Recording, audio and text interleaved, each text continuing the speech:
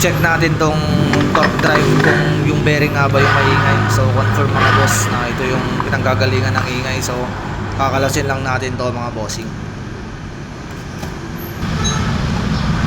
Tanggalin lang natin tong collar. Then next na natin yung kanyang pin. Alisin lang natin tong tatlong pin, roller pin.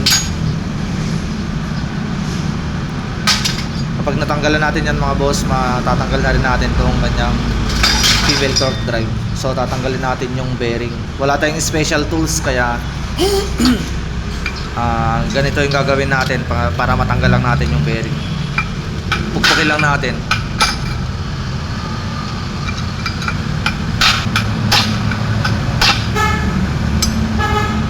Kapag lumabas na yan mga boss, gagamit naman ako ng 39mm para doon ko ipapatong para lalabas na yung bearing. Yan yung stick bearing mga boss, yung tinatanggal ko muna.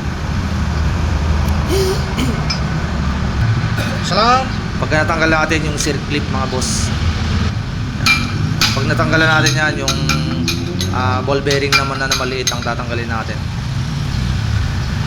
Bali dalawang bearing yung papalitan natin dito sa torque drive. Syempre genuine ang ilalagay natin mga boss.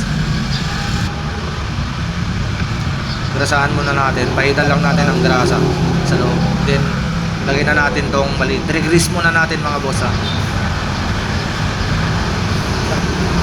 Pagka na-re-grease na natin, pwede na natin ilagay yan sa loob ng torque drive.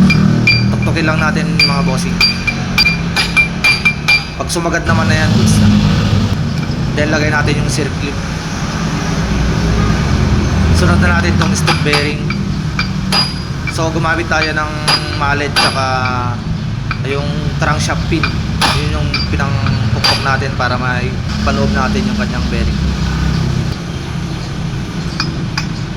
Then lagay na natin itong belt torque drive. Lagay natin pin mga boss. Siyempre lithium grease gamit natin dyan. Lagyan muna natin yung tatlong daanan ng pin ng bearing, grasa. Then lagyan na natin ng collar. Yan. Then testing na natin mga boss. Goods na. Torque drive bearing yung pinalitan natin mga amo.